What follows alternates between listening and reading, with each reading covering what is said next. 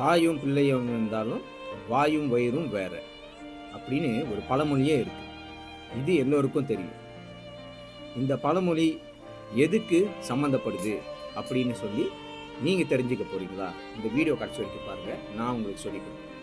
Okay, வாங்க இப்போ வீடியோக்குள்ள போவோம்.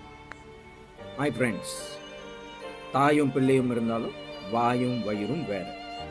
இது எதை குறிக்குது அப்படின்னு பார்த்தீங்கன்னு சொன்னாக்கா, இன்னைக்கு ஒரு உண்மை சம்பவம்.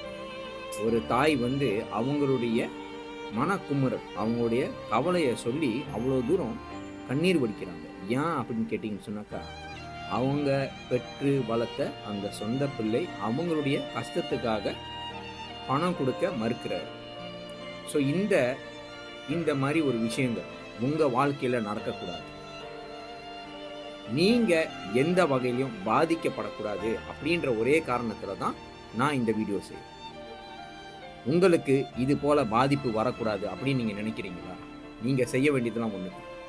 இது போல் தங்கத்தை நீங்கள் சேர்க்க ஆரம்பிச்சிங்க அப்படின்னு சொன்னாக்கா, நிச்சயமாக உங்களுடைய வாழ்க்கையில் இது போல் பாதிப்பு வராது. நீங்கள் யாரையும் எதிர்பார்க்க வேண்டிய அவசியமும் இருக்காது. அடுத்தவங்களை நீங்கள் எதிர்பார்த்து இருக்கும்போது தான் உங்களுக்கு பலவிதமான ஏமாற்றங்கள் வரும். ஸோ இந்த ஏமாற்றங்கள் வரக்கூடாது. நீங்கள் சிறந்த முறையில் வாழணும். யாரையும் நீங்கள் எதிர்பார்க்க வேண்டியதில்லை. உங்களுக்குன்னு தனியாக ஒரு சேமிப்பு இருக்குது. இந்த சேமிப்பு உங்களுக்கு கடைசி வரைக்கும் வரும். அதுவும் வளரக்கூடிய சேமிப்பு. இந்த தங்கத்தை நீங்கள் சேர்க்கறதுக்கு உங்களுக்கு நான் இதை சொல்லி கொடுத்து கைட் பண்ணுறேன். ரொம்ப சுலபமான முறையில் நீங்கள் இந்த தங்கத்தை சேர்க்கலாம். நீங்கள் எனக்கு தொடர்பு கொள்ளுங்கள். நான் உங்களுக்கு இதை கைட் பண்ணுறேன். உங்கள் ரத்னம் பப்ளிக் கோல்ட்.